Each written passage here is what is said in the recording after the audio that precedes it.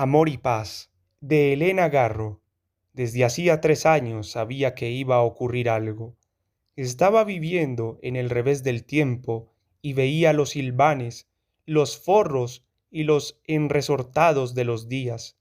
Su vida entera era ahora el revés de su vida. Recordaba que cuando era muy pequeña, jugando al escondite, se metió debajo de la cama de sus padres y quedó paralizada cuando vio que por abajo solo había resortes y que la madera oscura que terminaba en unas rosas talladas desaparecía, así como los almohadones y la colcha tejida de hilaza blanca.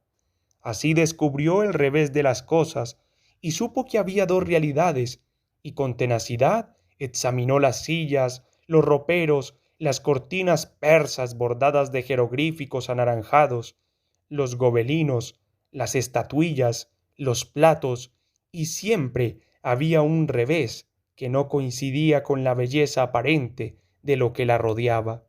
No le comunicó a nadie su desconcertante descubrimiento, lo guardó como un secreto y siguió investigando.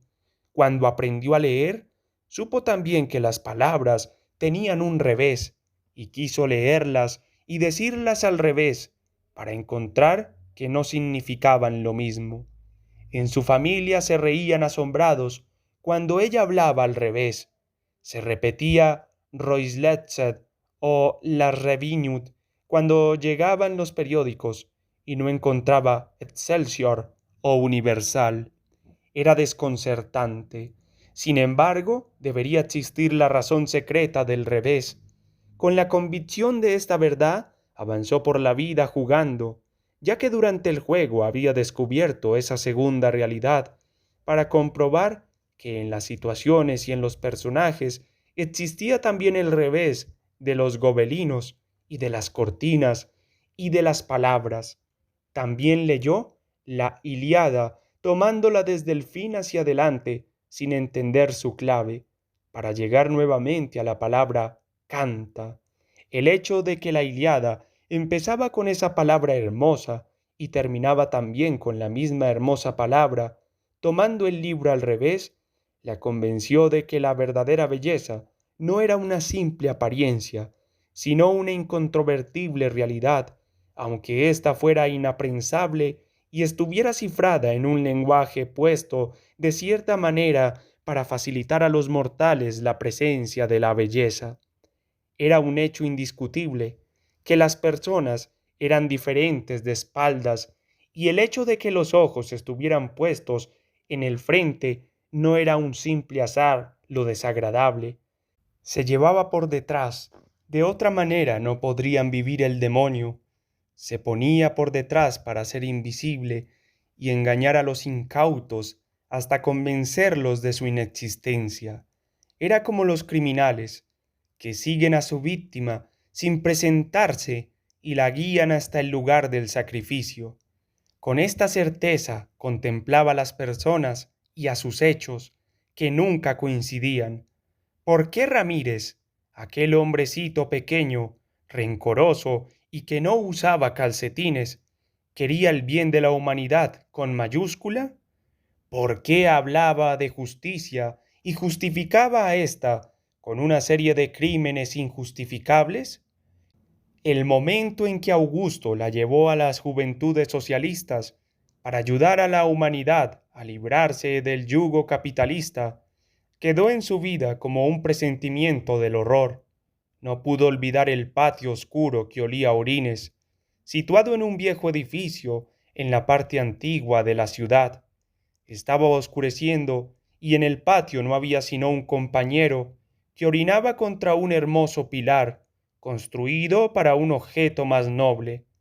Entraron a una oficina de duelas astillosas, resecas y sin pulir, en donde habían puesto un escritorio de madera de pino pintada de amarillo y manchada de tinta. Frente al escritorio estaba Ramírez, sentado en una silla que correspondía al escritorio y con los pies puestos sobre éste. Junto a él estaba la estufita, que con la boca entreabierta se dejaba manosear. Ella no dijo nada, contempló a la pareja y guardó silencio, mientras Ramírez, la Estufita y otros dos compañeros discutían con Augusto en un lenguaje que a ella le pareció grotesco y amenazador.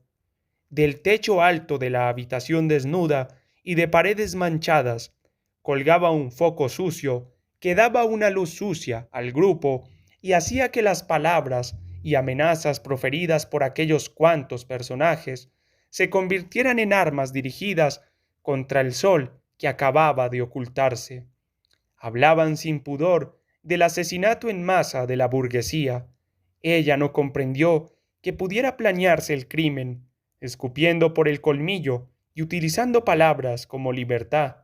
Ramírez le tendió una revista, Urs, en construcción. En la portada aparecía una joven rubia y sonriente, con un pañuelo atado sobre la cabeza, que se asomaba entre ramas florecidas de manzano. La felicidad del pueblo, compañera, le dijo, mirándola con sus ojillos negros de rata ávida de desperdicios, y que era el revés de aquella joven sonriendo entre las flores. Desde ese instante supo que el revés de la revolución era la cara de Ramírez y que la cara de la joven del pañuelo era sólo la apariencia.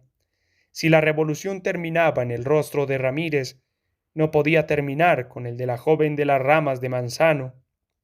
El hombrecito le dio miedo, pues supo que al final volverían a aparecer sus ojillos sedientos y afiebrados, saliendo de una atarjea vomitando sangre. Acababa de contemplar el revés de la revolución. Quiso explicárselo a Augusto, pero éste no le creyó. La miró como si estuviera loca. Estás enajenada por el espíritu de la posesión. Eres una pequeña burguesa, sentenció cuando remontaban la calle vieja por la que caminaban gentes como ella, aunque todavía desconocían el secreto. La determinación de aquel pequeño grupo oscuro que orinaban sobre los pilares de exterminarlos. Ese oscurecer primero pasado por primera vez con los compañeros la dejó preocupada. Supo que Ramírez y la Estufa, que era la hija del secretario del partido, se dedicaron a vivir juntos un tiempo, y luego León, otro compañero, intercambió con Ramírez a su compañera, una yucateca, por la Estufa, sin que nada ocurriera. La proveyeron de folletos sobre el alboroto y el amor libre, y ambas cosas le parecieron inútiles y contradictorias. El amor era el único acto libre del hombre, y si existía el amor, ¿por qué la decisión del aborto? La tenacidad para repetir incansablemente las mismas palabras obtusas y las mismas verdades racionales para demostrarle que el capitalismo estaba condenado a muerte, solo la convencieron de la necesidad vital de aquel pequeño grupo de asesinos para tomar el poder y exterminar a la humanidad. No cabía duda de que miraba el revés del amor, de la justicia y de la libertad, y que poco a poco aquel pequeño grupo lograba volver al revés al orden y a la disciplina. Para ellos, la disciplina era la capacidad de hacer lo que les viniera en gana, siempre que contestaran de palabra los interrogatorios de los miembros del partido y con hechos las necesidades del partido para desordenar el orden común y aceptado por todos. Después, el pequeño grupo podía juntarse, abortar, asesinar, injuriar, calumniar, volver al revés los hechos y los objetos eran en verdad el revés del amor y la paz, el odio y la agresión gratuitas. Apenas un compañero se desviaba de esta conducta, era exterminado. Por el contrario, si aceptaba el desorden y el crimen, se le recompensaba con publicidad escandalosa y con dinero. El deshonor se había convertido en gloria y el crimen en acto heroico. Vio cómo poco a poco las vitrinas de las librerías se fueron llenando de pasquines soeces en donde se aconsejaba la droga, la homosexualidad y el crimen, mientras desaparecían la Ilíada, la tragedia griega y los clásicos. Parvadas de seres al revés circularon por la ciudad, llenándola de injurias y amenazas, y la ciudad se convirtió en un peligro. También vio salir del patio oloroso a orines a la Estufa, a Ramírez, a León, a Rodolfo, a José, para convertirse en burgueses poderosos, encargados de liquidar a la burguesía. Se mudaron a los barrios elegantes y se trasladaban a sus reuniones en automóviles guiados por choferes. Hay un movimiento muy interesante que acaba de surgir en San Francisco, el de los niños flor. Parece que los jóvenes están dispuestos a cambiar el orden de la violencia burguesa por el de la paz y amor. Muy interesante, en verdad, aseguró Mario, con la piel enrojecida por el vino rosado con el que ella había rociado su mesa burguesa e impecable. Ella, Remedios, lo miró asombrada, y así empezó todo. Lo miró masticar complacido el asado de ternera y luego lo vio irse en su jaguar.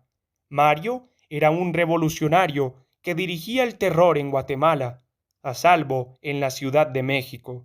Volvió a su salón y contempló incrédula las rosas puestas en la mesa.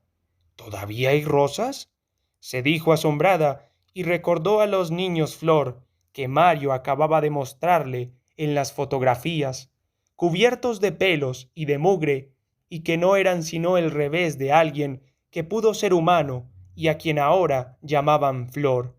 Imaginó su casa vuelta al revés, con las camas y las sillas volteadas y las cortinas mostrando el forro, y a los pocos días eso que ella vio se convirtió en realidad. Una noche al volver la halló en ese estado. ¿Quién lo había hecho? El mozo, un indígena huatzaqueño, la miró sudando desde su estatura enana. Vinieron, vinieron unos putos. Después calló y la miró con los mismos ojos de Ramírez. Remedios trató de guardar la calma. ¿Quiénes eran? El enano sonrió, movió los brazos cortos, como pequeñas aspas de molino, y volvió a mirarla con los ojos de Ramírez. ¿Quién sabe? Yo creo que lo soñé, le contestó, eludiendo su pregunta. Remedios miró los muebles volteados y las patas de la silla rotas. Hasta ella llegó la voz del enano. Van a volver, dijo.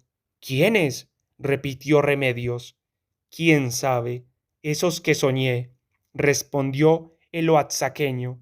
Era mejor avisar a la policía, y Remedios se dirigió a la cocina en donde había una extensión telefónica.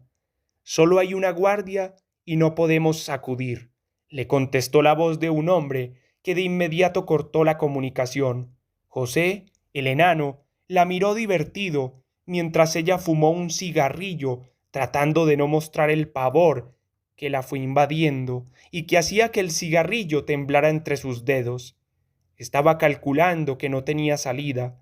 Su casa estaba aislada, en un lugar cercano al bosque de Chapultepec, y el pequeño jardín trasero de bardas bajas daba justamente a los árboles que marcaban el lindero del bosque. Las grandes ventanas de cristal no ofrecían ninguna protección y la puerta de entrada carecía de cerrojos. La policía estaba de guardia en sus oficinas y ella no tenía ni una pistola, solo la compañía de aquel oscuro enano que la contemplaba sudando. Vio cómo las gotas de sudor corrían por su frente, saliendo del espeso cabello negro empapado y grasiento. Me van a matar, se dijo, mirando la ventana de la cocina cubierta por cortinillas almidonadas de tela de vichy, de cuadros blancos y amarillos. Su vida no pudo desfilar ante sus ojos. No era verdad eso de que en los momentos supremos la vida desfila como una película y a una velocidad inconcebible. Al contrario, su vida se estacionó en ese instante, sin salida, pegada a las cortinas de la cocina, como si ese fuera el último punto real que existiera.